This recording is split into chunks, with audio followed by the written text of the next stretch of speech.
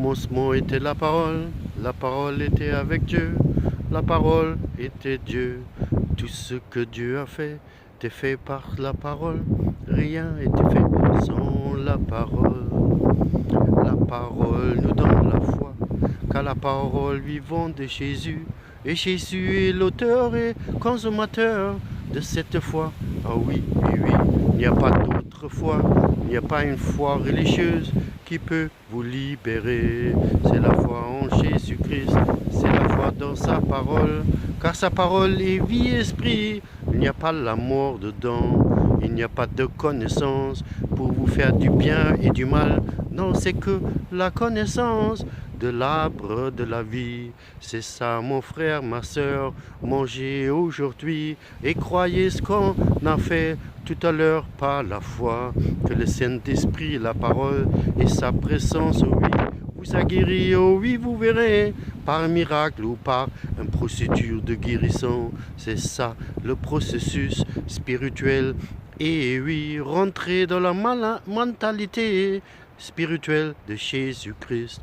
Nous sommes bénis déjà de toutes les bénédictions dans le lieu céleste en Christ. Il faut les prendre par la foi. Vivons la foi, car le juste vivra par la foi. Oh oui, merci. Merci Jésus. Frères et sœurs, le juste vivra par la foi. Nous sommes bénis de toutes les bénédictions dans le lieu céleste en Christ. Alors par la foi, il faut prendre les bénédictions dans notre vie. Ce n'est pas des promesses, c'est des faits déjà. Et si nous proclamons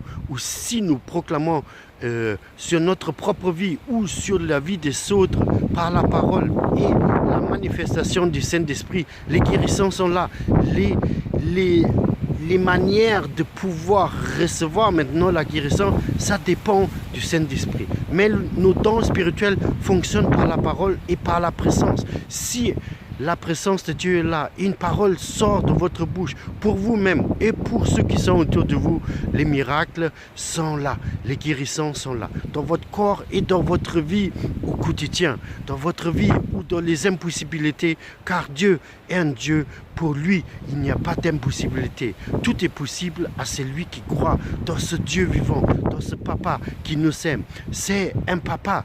Il est obligé de nous donner la nourriture, les vêtements, à boire. Tout ça, il est obligé. On n'a même pas besoin de demander. Comme naturellement, quand vous êtes rentré de l'école, vous n'avez pas prié votre maman ou votre papa pour que vous mangez et buvez. Non, c'est naturel. C'est notre papa. On ne manquera de rien. C'est ça la